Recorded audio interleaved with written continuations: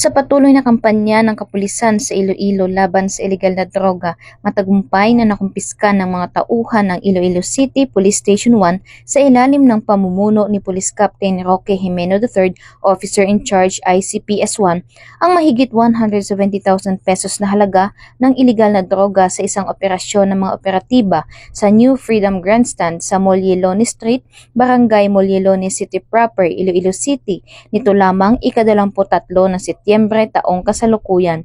Ang operasyon ay isinagawa sa ilalim ng masusing surveillance na naging resulta ng matagumpay na pagkakaaresto ng suspect na nakuhanan ng nasa 25 gramo ng hinihinalang shabu.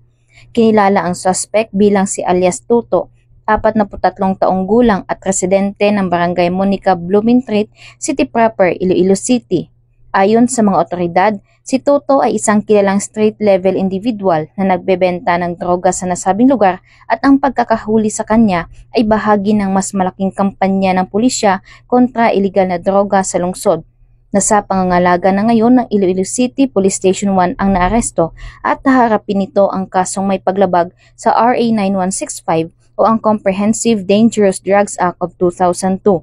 Ang operasyon na ito ay isang paalala sa komunidad na manatiling alerto at makipagtulungan sa mga otoridad upang labanan ang problemang dulot ng ilegal na droga.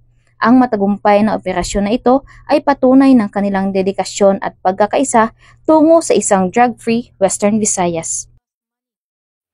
Mula dito sa Police Regional Office 6, ako ang inyong PNN Correspondent, Patrolwoman Glidel Astrologo, alagad ng batas, tagataguyod ng Balitang Pulis.